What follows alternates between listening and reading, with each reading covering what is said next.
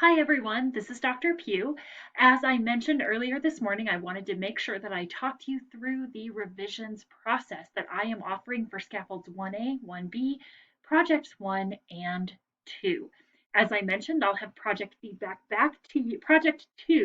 feedback back to you by lesson 32. That's next Tuesday. In the meantime, I am still getting feedback on scaffolds 1A and 1B up, but those will be up ASAP.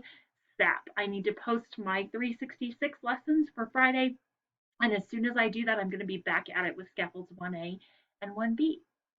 So here is what I want you to know about those revisions. First, the goal here is to have the option of practicing what we've learned, of recognizing that writing is a form of thinking, and that as we practice, as we refine our ideas, we get better at making arguments. So, what is a revision? It's important to note here that a revision is not just correcting errors.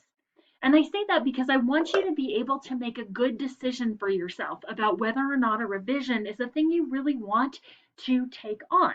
Because doing a revision means that you are literally coming back and seeing your project again. That means you're going to need to reread your sources. You're going to need to read and engage with my feedback, and you're going to need to be ready to make some big changes to your paper. If you decide to revise, I need you to be prepared to develop your argument, to change or develop your evidence, to reorganize, and to challenge yourself as a writer. If you return a paper to me with only cosmetic changes, so that's only changes to things like MLA formatting or the occasional word choice change, that's not a revision, that's an edit.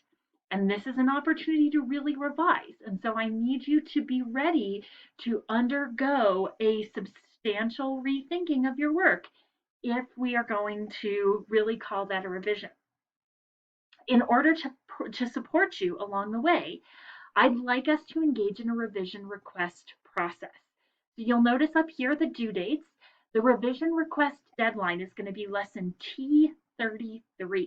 That is next Friday.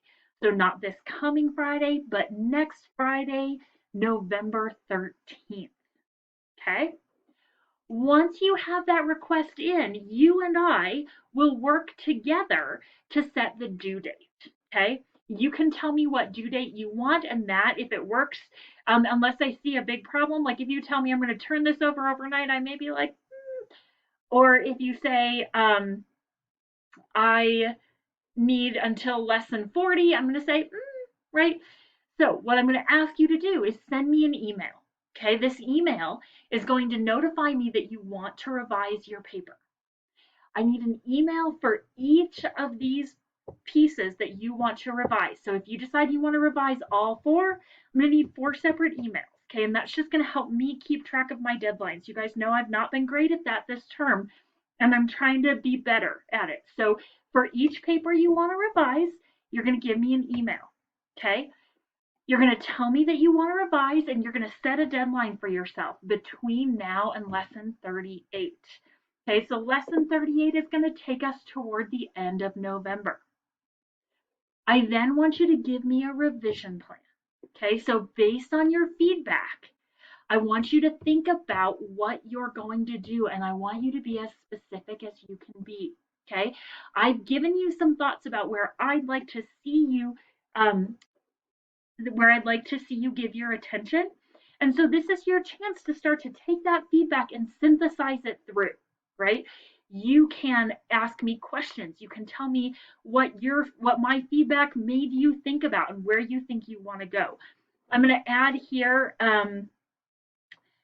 let's see here. You can also feel free to ask questions where the feedback is unclear. That will help us move forward. Okay?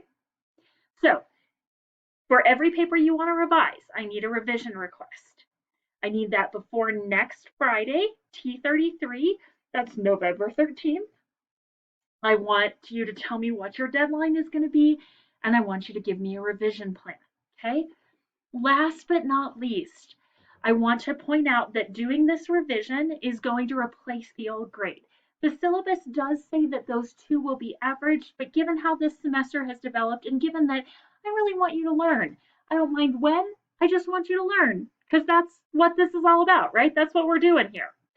So this revised grade will replace the old grade. Again, keep in mind, I will not regrade papers that have not engaged in a substantial revision process. So don't think that you can just make a couple of changes to MLA formatting, word choices, things like that, and call that a revision. I want to see a full scale rethinking of what you're up to. I will not grade revisions that have not gone through the revision request process, okay? Again, I need to make sure that I'm keeping some semblance of order. So I need you to make that revision request.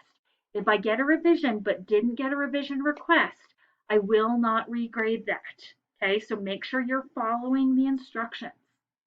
Last but not least, you are not only welcome but encouraged to request EI for the revisions process. I always enjoy helping you guys through this process, and it will be exciting to see what you're learning and how you're thinking about how you want to reframe your work. Please, as always, let me know if you have any questions at all about this. I am grateful for you guys day in and day out. Your energy and intelligence is an honor to me, and I look forward to helping you move forward from here.